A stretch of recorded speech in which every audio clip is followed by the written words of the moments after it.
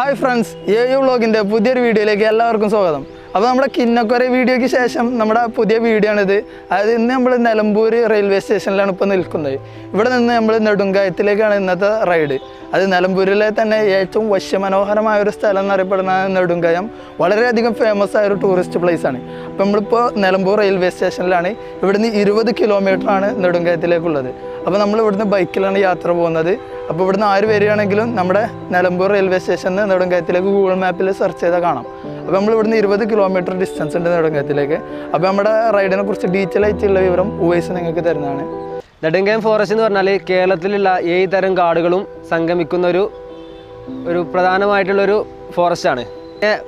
പണ്ട് കാലങ്ങളിൽ നിലമ്പൂർ കാട്ടുകളിൽ നിന്ന് പിടിക്കുന്ന ആനയെ മെരുക്കിയെടുക്കുന്നൊരു കേന്ദ്രമുണ്ട് മറ്റേ നെടുങ്കയത്ത്. അപ്പോൾ മലപ്പുറം ജില്ലയിൽ ഏകദേശം പരിസ്ഥിതി ക്യാമ്പുകളൊക്കെ നടക്കുന്നത് നെടുങ്കയത്താണ്. അതുപോലെ ഈ നെടുങ്കയം എന്നുള്ള കയത്തിൽ ഒരുപാട് പേര് മരിച്ചിട്ടുണ്ട്.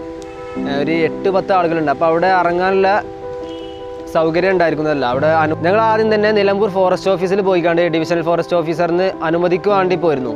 കാരണം ഇൻസ്റ്റാഗ്രാമിൽ സഞ്ചാരം എന്നുള്ള ഗ്രൂപ്പിൽ അവിടെ നിന്ന് അനുമതി വാങ്ങണമെന്നുണ്ടായിരുന്നു. അപ്പം അങ്ങനെ പോയി അന്വേഷിച്ചപ്പോൾ കണ്ടത് DFOൻ്റെ അനുമതി ഉൾക്കാട്ടിലേക്ക് പോകാനാണ്. അപ്പോൾ നമുക്ക് നെടുങ്കയം ഫോറസ്റ്റിൽ നിന്ന് 3 കിലോമീറ്ററോളം കാട്ടിലേക്ക് പോവാം. അവിടെ നിന്ന് പിന്നെ ഉള്ളിലേക്ക് പോകണമെങ്കിൽ ഫോറസ്റ്റിൽ നിന്ന് നമ്മൾ 13,000 രൂപ ഡെപ്പോസിറ്റ്, സെക്യൂരിറ്റി ഡെപ്പോസിറ്റ് അടച്ചിട്ട് വേണം. പിന്നെ അതുപോലെ വീഡിയോ വ്ളോഗ് ചെയ്യണമെങ്കിൽ 6,000 രൂപയോളം നമ്മൾ അവിടെ കെട്ടിവെക്കേണ്ടതുണ്ട്.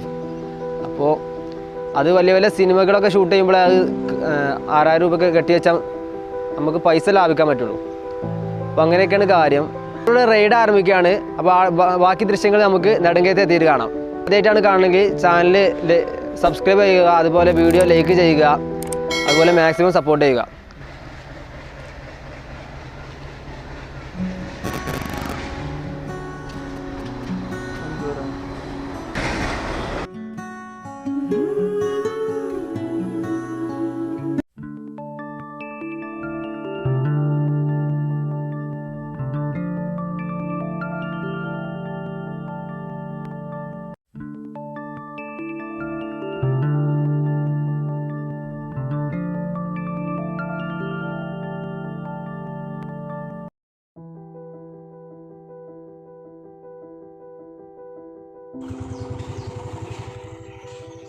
ഇതാണ് നമ്മൾ നെടുങ്കായത്തേക്ക് പോകുന്നതിൻ്റെ തുടക്കത്തിലുള്ള എൻട്രിയിലാണ് നമ്മളിപ്പോൾ. നമുക്ക് ഇവിടെ നിന്ന് തന്നെ നോക്കിയാൽ കാണാം, നല്ല ഒരു അരുവിയാണ്. ഈ ഒരു പണ്ട് കാലത്ത് ഉണ്ടാക്കിയൊരു പാലാണ്. ഇത് കഴിഞ്ഞിട്ട് വേണം. പുഴയിലൊന്നും വെള്ളമൊന്നുമില്ല.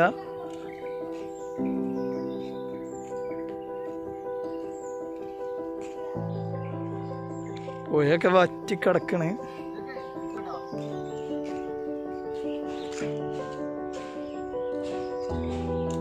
പുഴയിലൊന്നും വെള്ളമല്ലല്ലേ. ഇതാണ് തുടക്കത്തിലെ എൻട്രി അല്ലേ.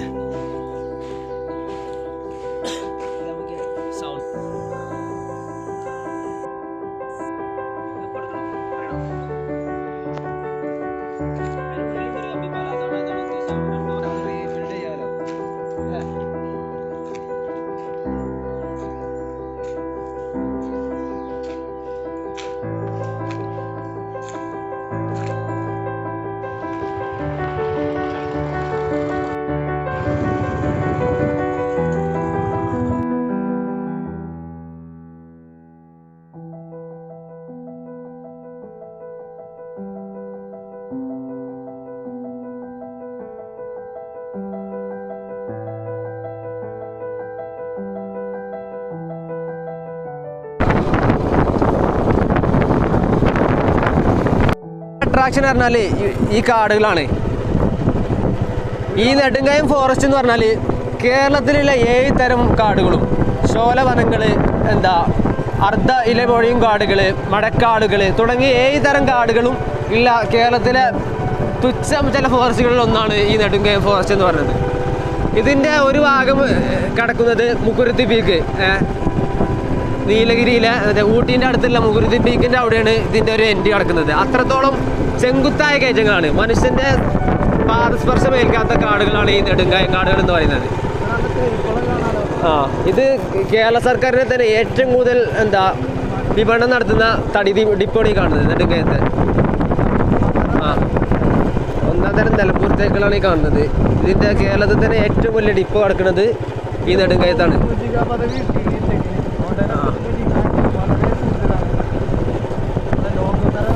കാട്ടുമരങ്ങളുടെ രാജാവാണ് ഈ തേക്കിനെ കുറിച്ച് പറയുന്നത്. നമ്മൾ PSC ഒക്കെ പഠിക്കാറുണ്ട് കാട്ടുമരങ്ങളുടെ രാജാവ്. ലോകത്ത് തന്നെ ഏറ്റവും കൂടുതൽ ബ്രാൻഡ് മൂല്യമുള്ള തേക്കാണ് ഈ നിലമ്പൂർ തേക്ക് എന്ന് പറഞ്ഞാൽ. അതിൻ്റെ ഏറ്റവും വലിയ വിപണന കേന്ദ്രമാണ് ഈ നെടുങ്കയം.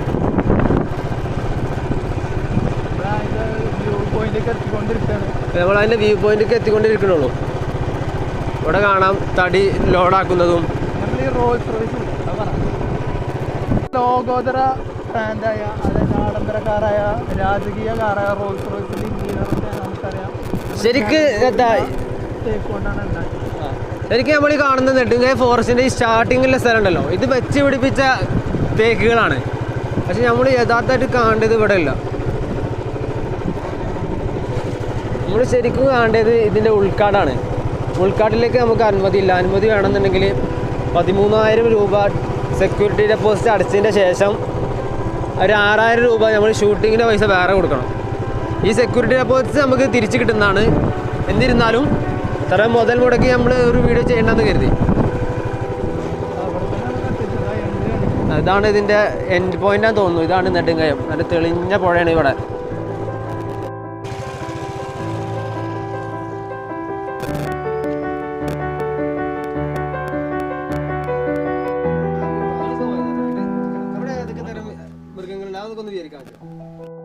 സിംഹം, ജിറാഫ്.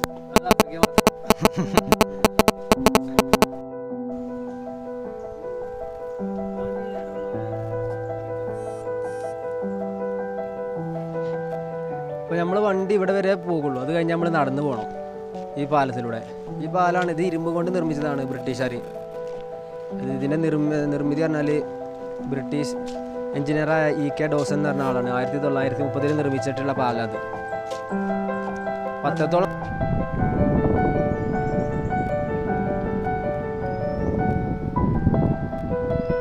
പറഞ്ഞ പോലെ തന്നെ തെളിഞ്ഞ വെള്ളമല്ലേ. പാലം നിർമ്മിച്ചിട്ടുള്ളത് 1930 E.K. ഡോസൻ എന്ന് പറഞ്ഞ ബ്രിട്ടീഷ് എഞ്ചിനീയറാണ്. അപ്പോൾ ഇത് ഇരുമ്പ് കൊണ്ടുള്ള പൂർണ്ണമായിട്ടുള്ള പാലമാണ്. ഒരു പ്രളയം മൊത്തം അതിജീവിച്ചിട്ട് ഈ പാലത്തിനൊരു കോട്ടം സംഭവിച്ചിട്ടില്ല. ഇവിടെ കാണാൻ മെയിനായിട്ട് കാണുന്നത് ഈ പുഴയാണ്. ഈ പുഴയത്തെ വെള്ളം പറഞ്ഞാൽ അത്രക്കും തെളിഞ്ഞ അടിത്തട്ട് കാണുന്ന പുഴയാണ്. പാലത്തിൻ്റെ മുകളിലൂടെ തന്നെ വെള്ളം ഒഴുകിയത്. അപ്പോൾ ഈ ഇത് ചാലിയാറിൻ്റെ പോഷക നദിയായിട്ടുള്ളൊരു ഇതാണ്, പുന്നപ്പുഴ എന്ന് പറയും. അവിടെ നെടുങ്കയത്തു നിന്നുള്ള വ്യൂ ആണിത്. അപ്പോൾ ചാലിയാറിൽ തന്നെ 2 പാലം പൂർണ്ണമായും അതേപോലെ ഭാഗികമായി ഒരു 6 പാലം തകർന്നിട്ടുണ്ട്. പക്ഷേ 1930 E.K. ഡോസൻ്റെ നേതൃത്വത്തിൽ ബ്രിട്ടീഷുകാരുണ്ടാക്കിയ പാലത്തിന് ഒരു കോട്ടം സംഭവിച്ചിട്ടില്ല. നമുക്ക് ഇതിൽ പ്രളയത്തിൽ തങ്ങി നിൽക്കുന്ന മരങ്ങളൊക്കെ കാണാമെന്നല്ലാതെ ഒരൊറ്റ കോട്ടം. ഒരു നല്ല എഞ്ചിനീയറിംഗ് ആണ് ഈ ബ്രിട്ടീഷുകാരത്. പിന്നെ എടുത്ത് പറയേണ്ട ഒരു കാര്യമാണ്. കാരണം നാട്ടിൽ എത്ര പാലങ്ങളാണ് പൊളിഞ്ഞും പകുതിയും ഒക്കെ ആയി പോയതല്ലേ. ഇവിടുത്തെ മെയിൻ അട്രാക്ഷൻ എന്ന് പറഞ്ഞാൽ ഈ നെടുങ്കയത്തെ കയായിരുന്നു. കാരണം എത്ര ആളുകൾ ഈ കയം പറയണത് എവിടെയാണ്? ഈ കയം എന്ന് പറഞ്ഞതിൽ അവിടെ മുകളിലാണ്. പക്ഷേ ഈ പ്രളയത്തിൽ ആ കയം ഈ മണ്ണ് വന്നാണ്ട് മൂടിയിട്ടുണ്ട്. ഇത്രയും കാലം ആ കയം നിലവിലുണ്ടായിരുന്നു. എല്ലാവരും ഇറങ്ങി കുളിക്കുകയൊക്കെ ചെയ്യാറുണ്ട്. പക്ഷേ കുളി നിരോധിച്ച സ്ഥലമായിരുന്നു. പക്ഷേ ഇപ്പോൾ ആ കയം മണ്ണ് നടന്നിട്ട് ഒരാളെ ആഴം പോലും ഇല്ലാന്നാണ് കേട്ടിട്ടുള്ളത്. നമുക്ക് പോയിട്ട് തന്നെ നോക്കാം.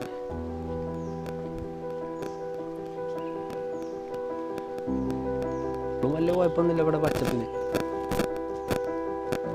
അപ്പോൾ ഇവിടേക്ക് കയറാനുള്ള ചാർജാണ് ഞാൻ ഈ കാണിക്കുന്നത്. അതായത് ഒരു വ്യക്തിക്ക് 35 രൂപയാണ് നമ്മുടെ നെടുങ്കയത്തിൻ്റെ ഈ ഫോറസ്റ്റിൻ്റെ ഉള്ളിലേക്ക് എൻ്റർ ചെയ്യാനുള്ള ഫീസ്. ഞങ്ങൾ ബൈക്കിലാണ് വന്നത്. നമ്മുടെ ബൈക്കിൻ്റെ ചാർജ് അതായത് 40 രൂപയാണ്. അപ്പോൾ 2 ആൾക്ക് 70 രൂപ, പിന്നെ ബൈക്കിൻ്റെ ചാർജ് 40, അങ്ങനെ ടോട്ടൽ 110 രൂപയാണ് നമ്മുടെ മൊത്തം ചാർജ്. അപ്പോൾ ഒരു വ്യക്തി ഇവിടേക്ക് വരുന്നവർ ശ്രദ്ധിക്കേണ്ട കാര്യം, ഇവിടെ ഒരു വ്യക്തിക്ക് എൻട്രി ഫീസ് എന്ന് പറയുന്നത് 35 രൂപയാണ്. പിന്നെ നിങ്ങൾക്ക് കാട്ടുതേനൊക്കെ ഇഷ്ടമുള്ള ആളാണെങ്കിൽ നിങ്ങൾക്ക് ഇവിടെ നല്ല കാട്ടുതേനൊക്കെ ലഭിക്കും. അതായത് ഒരു 250 ml ഇവിടെ 200 രൂപയാണ് വരുന്നത്. നല്ല കാട്ടുതേനാണ്. പിന്നെ നമ്മുടെ പ്രകൃതി ഭംഗി ആസ്വദിക്കാനും അതുപോലെ എല്ലാത്തിനും പറ്റിയ നല്ലൊരു പ്ലേസാണ്. വെച്ചാൽ ഈ കേരളത്തിലെ എല്ലാ ഡെസ്റ്റിനേഷനിലും തിങ്കളാഴ്ച അവധിയാണ് ടൂറിസ്റ്റ്, അതായത് ഫോറസ്റ്റ് ഇങ്ങനത്തെ റിലേറ്റ് ചെയ്തിട്ടുള്ള. ഇവിടെ എല്ലാ ദിവസവും ഉണ്ടാവും. അതുകൊണ്ട് നിങ്ങൾക്ക് ഏത് ദിവസം വന്നാലും ഇവിടെ നിങ്ങൾക്ക് ടൂറിസ്റ്റ് അവൈലബിൾ ആണ്. ഇപ്പോൾ നമ്മൾ ആ ഇരുമ്പ് പാലത്തിൻ്റെ ഉള്ളിലേക്ക് കയറിയിട്ടുണ്ട്. ആ ഇരുമ്പ് പാലം വരെയാണ് നമുക്ക് ബൈക്ക് കൊണ്ടുവരാൻ പെർമിറ്റുള്ളൂ. അപ്പോൾ ബൈക്ക് അവിടെ വെച്ചതിൻ്റെ ശേഷമാണ് ഇപ്പോൾ നടന്നു പോരുന്നത്. അപ്പോൾ അവിടെ ഗൈഡ് ഉണ്ട്. ഇവിടെ ഈ ആദിവാസികളായിട്ടുള്ള ആളുകൾ തന്നെയാണ് ഇവിടെ ഗൈഡായിട്ട് നിർത്തിയിട്ടുള്ളത്. അപ്പോൾ അവർ പറഞ്ഞു ഫോറസ്റ്റിൻ്റെ ഉള്ളിൽ കിടക്കരുത്, ഇങ്ങനെ 1 കിലോമീറ്റർ ഇവിടെ നടന്നു പോകുള്ളൂ പറഞ്ഞു. അങ്ങനെ നടക്കുകയാണ്. അപ്പോൾ നമുക്ക് കാണാം 2 ഭാഗത്തും തേക്കിൻ കാടാണ്. ഇതിൻ്റെ പ്രത്യേകത എന്ന് പറയുന്നത് ഇന്നൊന്നും ഒരു ആളില്ല. കാരണം തിങ്കളാഴ്ചയാണ് സ്വാഭാവികമായിട്ട് വർക്കിംഗ് ഡേ ആണ്. അപ്പോൾ ഇന്ന് ടൂറിസ്റ്റേഴ്സിൻ്റെ വിസിറ്റ് ഇവിടെ വളരെ കുറവാണ്. ഇവിടെ നമ്മൾ മറ്റു പ്ലേസ് പോയമാതിരി അത്ര ടൂറിസ്റ്റ് വിസിറ്റേഴ്സ് ഒന്നും ഇവിടെ ഇല്ല. അപ്പോൾ നമുക്ക് ഫാമിലിയൊക്കെ ആയിട്ട് വരികയാണെങ്കിൽ നല്ല റിലാക്സ് ചെയ്തിട്ട് നമ്മൾ അതായത് ഈ നിലമ്പൂർ തേക്ക് മ്യൂസിയം കനോലി പ്ലോട്ട് അവിടുത്തെ എല്ലാവരും കൊണ്ട് കുറച്ചുകൂടി ഒന്ന് ഫ്രീ ആയിട്ടൊക്കെ ഇരിക്കാൻ പറ്റിയൊരു പ്ലേസ് അല്ലേ. റഷ് പറഞ്ഞൊരു എന്താണെന്ന് വെച്ചാൽ ഇപ്പോൾ ശരിക്കും ഇവിടെ സന്ദർശിക്കുന്ന സീസൺ എന്ന് പറഞ്ഞാൽ ആഗസ്റ്റ് മുതൽ ഡിസംബർ വരെയാണ്. ഇപ്പോൾ എന്താ വെച്ചാൽ കുറച്ച് പുല്ലുകളും ഇതൊക്കെ ചെടികളൊക്കെ ഒന്ന് ഉണങ്ങാൻ തുടങ്ങിയിട്ടുണ്ട്. പിന്നെ കുറച്ച് ചൂടുള്ള ടൈമാണ് ഇപ്പോൾ. ഏറ്റവും നല്ലതാണ് സെപ്റ്റംബറിൻ്റെയും ഡിസംബറിൻ്റെയും ഇടയിൽ ഒക്ടോബർ വരെ നവംബർ വരെ നമുക്ക് ഏറ്റവും നല്ല സീസണാണ്. ഇത് വേനൽക്കാലം ആയതുകൊണ്ട് തന്നെ പക്ഷെ നല്ലൊരു തണലൊക്കെ ഉണ്ട് കേട്ടോ. നല്ല അത്രല്ല എന്നാലും നമുക്ക് വെയിൽ ഇല്ല, പക്ഷെ നമുക്ക് ഇവിടെ ചൂടൊന്നുമില്ല, പക്ഷെ നല്ല വെയിൽ. ഇവിടെ പുഴയിലൊക്കെ വെള്ളം കുറവാണ്. അപ്പോൾ നമ്മൾ ആ ഒരു ജൂലൈ സെപ്റ്റംബർ ഒക്കെ വരികയാണെങ്കിൽ പുഴ നല്ല തെളിഞ്ഞു ഒഴുകുന്നതാണ്. കാരണം ഈ സെപ്റ്റംബർ മാസമാണ് ഏറ്റവും നല്ലത്. കാരണം അന്ന് മഴ ഉണ്ടാവും ചെയ്യില്ല, പക്ഷേ പുഴയിലൊക്കെ നല്ല വെള്ളം ഉണ്ടാവും ചെയ്യും. ഇവിടുത്തെ പുഴേൻ്റെ പ്രത്യേകത എന്ന് വെച്ചാൽ അടിത്തട്ട് വരെ കാണുന്ന രീതിയിലുള്ള വെള്ളം എന്നാണ്, നല്ല തെളിഞ്ഞ വെള്ളം. കാരണം ഈ വെസ്റ്റേൺ ഘാട്സിൽ നിന്ന് നേരിട്ട് വരുന്ന വെള്ളമാണ്. ഒരാളെ അതിൽ കാരണം അത്രക്കും നല്ല തെളിഞ്ഞ വാട്ടറാണ്. കാരണം മനുഷ്യൻ്റെ പാദസ്പർശമോ അല്ലെങ്കിൽ കാലോ കയ്യൊന്നും അതിൽ ഏൽക്കാത്ത അത്രക്കും നല്ല ശുദ്ധമായ വെള്ളമാണ് വരുന്നത്. അപ്പോൾ ഈ നെടുങ്കയം നമ്മൾ ഈ നടന്നു പോകുന്നിടത്ത് ഒരു ബദൽ സ്കൂള്, ട്രൈബൽ ബദൽ സ്കൂള് നിലമ്പൂരിലെ മറ്റേ ഈ ട്രൈബൽസിൻ്റെ സ്കൂളാണ്. ഇതിൻ്റെ ഉള്ളിലേക്ക് ഒരുപാട് മറ്റേ കോളനിവാസികളുണ്ട്, മറ്റേ ആദിവാസികൾ. അപ്പോൾ അങ്ങനത്തിൻ്റെ ആ സൈഡിൽ 20 കിലോമീറ്റർ ഉൾക്കാട്ടിലാണ് കാട്ടുനായ്ക്കർ എന്ന് പറഞ്ഞ വിഭാഗം. ഈ കാട്ടുനായ്ക്കർ ഏഷ്യയിൽ തന്നെ ഇവിടെ ഈ നിലമ്പൂർ കാടുകളിൽ മാത്രമേ ഉള്ളൂ. നിലമ്പൂർ കാടുകളിൽ മാത്രമുള്ള വിഭാഗമാണ് ഈ കാട്ടുനായ്ക്കർ. ഇവരങ്ങനെ പുറത്തേക്ക് ഇറങ്ങാത്ത ടൈപ്പാണ്. അപ്പോൾ ഇവർ ശേഖരിക്കുന്ന തേനുകളും മറ്റുമാണ് അവിടെ നെടുങ്കയം ഫോറസ്റ്റിൻ്റെ ഉള്ളിൽ അവിടെ വിൽപ്പന നടത്തുന്നത്. അതിൻ്റെ റേറ്റ് ഞങ്ങൾ നേരത്തെ പറഞ്ഞു. 250 ml വരുന്നത് 200 രൂപയാണ്. അത്രക്കും ശുദ്ധമായ തേനാണ്, ഈ മായം ചേർക്കാത്ത. ഇവിടെ ട്രൈബൽസിൻ്റെ ഏരിയയാണ് കാണുന്നത്. ഇവിടെ അവരുടെ സ്കൂളാണ്. ആനപ്പന്തി, നമ്മൾ ആനപ്പന്തി കാണണ്ടേ, ഇതാണ് ആനപ്പന്തിയിലേക്കുള്ള വഴി. ഈ ആനപ്പന്തി പറഞ്ഞാൽ ഈ വന്യമൃഗ സംരക്ഷണ നിയമം വരുന്നതിൻ്റെ മുമ്പ് 1982 മുമ്പ് ആനകളെ ഈ നിലമ്പൂർ കാടുകളിൽ നിന്നും മരിക്കുന്ന ആനകളെ പാർപ്പിച്ചിരുന്നൊരു ഇതായിരുന്നു ആനപ്പന്തി പറഞ്ഞാൽ. നമ്മളെ ആനകളെ മരിക്കാൻ ഉപയോഗിക്കുന്ന സംഭവത്തിനാണ് ഈ ആനപ്പന്തി എന്ന് പറയുന്നത്. അപ്പോൾ നമ്മൾ അങ്ങോട്ടാണ് ഇപ്പോൾ പോന്നിക്കൊണ്ടിരിക്കുന്നത്.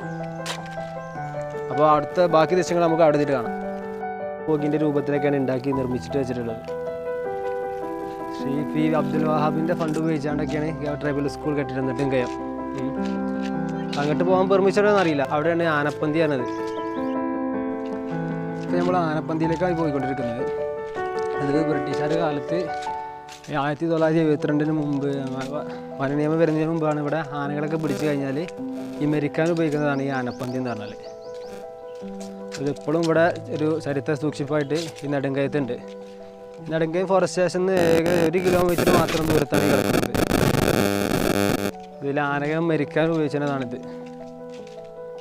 അതിൻ്റെ ആനപ്പന്തി പ്രവർത്തനം ആരംഭിച്ചത് 1935 അന്ന് 41 ആനകളുണ്ടായിരുന്നു ഇവിടെ. കേരളത്തിലെ വിവിധ സ്ഥലങ്ങളിൽ നിന്ന് വാരിക്കുഴിൽ നിന്ന് പിടിച്ച ആനകളെ ഇവിടെ മെരുക്കിയെടുക്കാൻ കൊണ്ടുവന്നിരുന്നു. ബ്രിട്ടീഷുകാർ ഇവിടെ മൊത്തം 5 ആനപ്പന്തികൾ വരെ ഉണ്ടാക്കിയിരുന്നു. ഇവിടെ മെരുക്കിയെടുത്ത അവസാനത്തെ ആന കുശനാണ്. ഈ ആനയെ പിടിച്ചത് ഈങ്ങാറിൽ നിന്നായിരുന്നു. Nilambur south division Karulayi. അങ്ങനെയാണ് ഇവിടുത്തെ ചരിത്രം പോകുന്നത്. ഇവിടെ 5 ആനപ്പന്തി ഉണ്ടായിരുന്നെന്നാണ് പറയുന്നത്. ഇതിലിപ്പോൾ 1 മാത്രമേ അവശേഷിക്കുന്നുള്ളൂ. ബ്രിട്ടീഷുകാരുണ്ടാക്കിയിട്ടുള്ളതാ.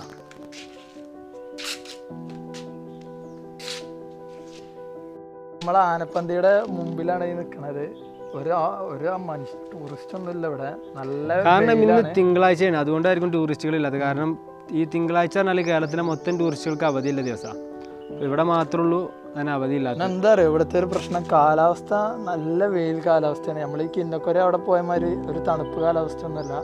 അപ്പോൾ ഇവിടെ തണുപ്പ് കാലത്ത് വന്നാലേ തണുപ്പുണ്ടാവുള്ളൂ. അല്ല ഫോറസ്റ്റാണ് കരുതിയിട്ട് എല്ലാ സമയത്തും തണുപ്പുണ്ടാവും. ഇവിടെ ഫോറസ്റ്റ് പറഞ്ഞാൽ ഫോറസ്റ്റ് ഇവിടെ നിന്ന് കാട് സ്റ്റാർട്ട് ചെയ്യുന്നുള്ളൂ. പക്ഷെ നമുക്ക് അങ്ങോട്ട് എൻ്റർ ചെയ്യാനുള്ള വകുപ്പില്ല. ഇതാണ് ആനപ്പന്തി. അപ്പൊ നമ്മളിവിടെ ഇവിടുത്തെ ഒരു സായിപ്പിന്റെ കുടീരം ഉണ്ട് ഇവിടെ. അപ്പൊ അവിടേക്കാണ് ശവകുടീരം. അപ്പൊ നമ്മൾ അവിടേക്കാണ് പോയിക്കൊണ്ടിരിക്കുന്നത്. എന്താണ് ആ സായിപ്പിന്റെ എന്തൊക്കെയാ പറഞ്ഞത്? അയാൾ ഇവിടെ ഈ നെടുങ്കയത്തിൽ മുങ്ങി മരിച്ച ഒരാളാണ്. കുളിച്ചിനടിയിൽ മുങ്ങി മരിച്ച ഒരാളാണ്. അന്നിവിടെ ഒരുപാട് വികസന പ്രവർത്തനങ്ങളിലൊക്കെ മുമ്പിൽ നിന്ന ഒരാളായിരുന്നു. അതായത് ഇവിടുത്തെ ഒരു നേതൃത്വം കൊടുത്തിരുന്ന ഒരു വ്യക്തിയായിരുന്നു ബ്രിട്ടീഷുകാരുടെ കാലത്ത്. അപ്പോൾ അയാളെ ശവകുടീരം അയാളെ കുടുംബത്തിന്റെ ആജ്ഞ അനുസരിച്ച് ഇവിടെ തന്നെ മറവേണമെന്ന് പറഞ്ഞാണ് ഇവിടെ. നമ്മുടെ ബാക്ക് കാണാനാണ് അദ്ദേഹത്തിന്റെ ശവകുടീരം. അതിന്റെ 1938 1938 1897 ജനിച്ച് 1938 അദ്ദേഹം മരണമടഞ്ഞിട്ടുള്ളത്. എസ് ഡോസൻ എന്നാണ് പേര്.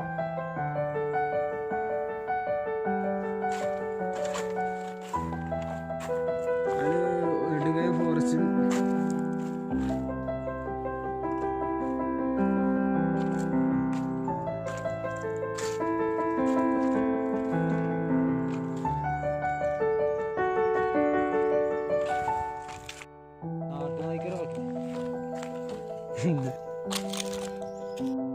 ഗായ്സ്, അപ്പം നമ്മൾ ഫോറസ്റ്റിൻ്റെ ഉള്ളിലേക്ക് എത്തിക്കണേ. ഇവിടെ പ്രവേശനം ഇല്ലാത്ത ഏരിയയാണ്. പക്ഷെ നമ്മൾ കയറി അങ്ങനെ പോകുന്നതാണ് ഇവിടെ. അപ്പം നമ്മൾ കാടിൻ്റെ ഉള്ളിലെത്തിക്കണേ. ഇതങ്ങനെ ഫോറസ്റ്റിൻ്റെ ഉള്ളിലാണ് ഈ കാണുന്നത്. ഇതാ നല്ല അരുവിയൊക്കെ എത്തിക്കണേ. അപ്പം നമ്മൾ അരുവിൻ്റെ അവിടേക്കാണ് പോയിക്കൊണ്ടിരിക്കുന്നത്. നെടുങ്കയത്ത് 2 അരുവികൾ സംഗമിക്കുന്ന സ്ഥലമാണിത്. ഇവിടെ ഒരു ചെറിയ അരുവിയാണ്. നമുക്ക് ആ വെള്ളം കാണാം, തെളിഞ്ഞ വെള്ളം. ഈ സെൽഫി സ്റ്റിക്ക് ഇല്ലാത്തതുകൊണ്ടേ അത് ഈ ഒരു പ്രശ്നം പെട്ടെന്ന് വന്നതായതുകൊണ്ട് ഞങ്ങൾക്ക് എടുക്കാൻ പറ്റിയില്ല. ഇതാ കണ്ടോ, നമ്മൾ ഈ കാണുന്നതാണ് നെടുങ്കയത്തിൻ്റെ പാലത്തിൻ്റെ അടിയിലേക്കുള്ള ദൃശ്യം. ഫോറസ്റ്റിലൂടെ വന്നാണ് നമ്മൾ. നല്ല തെളിഞ്ഞ വെള്ളമാണ്. ഇപ്പോൾ നമ്മൾ നെടുങ്കയത്താണ്. നെടുങ്കയത്ത് ഒരു ചെറിയ അരുവിയുണ്ട്. 2 അരുവികൾ സംഗമിക്കുന്ന സ്ഥലമാണ് ഇവിടെ. അപ്പോൾ നല്ല കാട്ടിൽ നിന്ന് വരുന്ന വെള്ളമായതുകൊണ്ടേ നല്ല തണുത്ത വെള്ളം, നല്ല തെളിഞ്ഞ വെള്ളമാണ്. അപ്പോൾ അതിലിങ്ങനെ കാലിട്ടിരിക്കുക.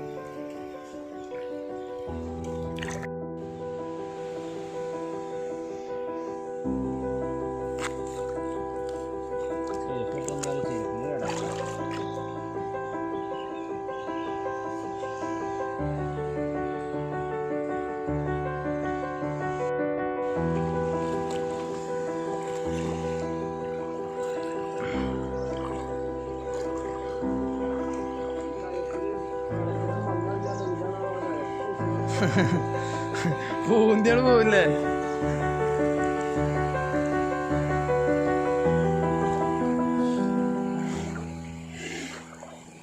ഇത് കണ്ടോ, അടിത്തട്ട് നമുക്ക് കറക്റ്റായി കാണാം. ഇപ്പോൾ വെള്ളം കുറവാണെങ്കിലും കുഴപ്പമില്ലാത്ത വെള്ളമുണ്ട്.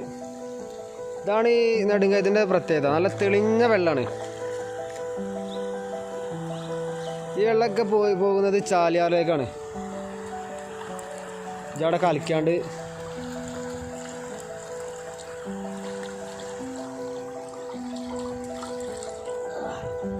ഈ നോക്കി, ഈ വെള്ളത്തിൻ്റെ ഒരു തെളിച്ചുണ്ടോ? നല്ല വെള്ളം ഒഴിക്കേണ്ടത് ഇതിൽ കൂടെ നല്ല ഫോഴ്സിൽ തന്നെ പോകുന്നുണ്ട്. അടിത്തട്ട് നമുക്ക് കാണാം. നല്ല ഉരുളം പാറക്കല്ല്. പറഞ്ഞാൽ കാട്ടിൽ നിന്ന് വരുന്ന വെള്ളമാണ്. നല്ല തണുപ്പ് പറഞ്ഞാൽ ആജാതി തണുപ്പാ.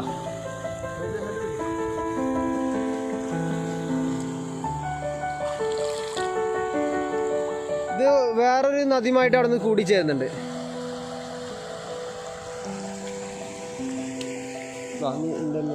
അതാ ചാടി അല്ലയോ നീന്തുന്നൊക്കെയാണ് പറയണേ. എടാ ഇനി അങ്ങോട്ട് പോകണ്ടോ, പകുതി വെള്ളമാവും. ഫാൻ്റെ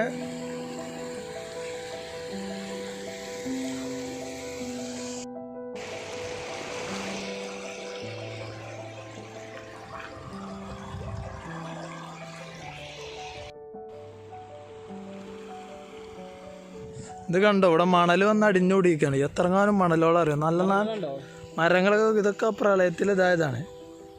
നമുക്ക് നല്ല ഉരുളം കല്ലുകളാണ് ഇവിടെ വന്ന് പടിഞ്ഞൂടി. ഇവിടെ ആയിരുന്നു നെടുങ്കയത്തെ കായ ഉണ്ടായിരുന്നത് ഈ സ്ഥലത്ത്.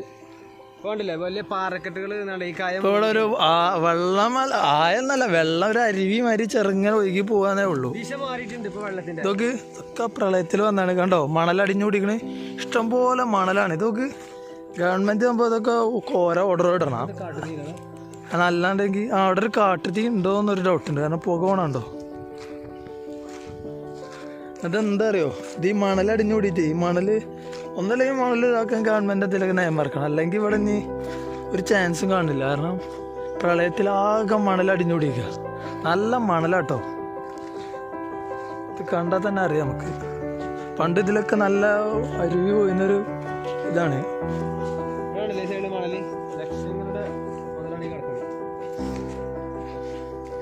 കയറാൻ വെക്കുന്നില്ല. അതൊക്കെ ഓരോ വെള്ളത്തിലെ കളറ്, ചില ഭാഗത്ത് ചളി, ചില ഭാഗത്തത് ഇതൊക്കെ തോന്നുന്നു പണ്ട് ഒരുപാട് ആളുകളൊക്കെ ഉരുതിയെടുത്ത ഇതല്ലേ കായം, അതിൻ്റെ ചോര കളറാണ് തോന്നുന്നത്. ഇതൊക്കെ വല്ല മരുഭൂമിയിലും പോയ മാതിരി. പക്ഷെ ഞങ്ങൾ ഈ നെടുങ്കയത്തിലൂടെയാണ് ഈ നടക്കുന്നത്. ഇവിടെ ഇപ്പോൾ കായല്ല, അതൊരു മരുഭൂമിയാണ് ഇപ്പോൾ.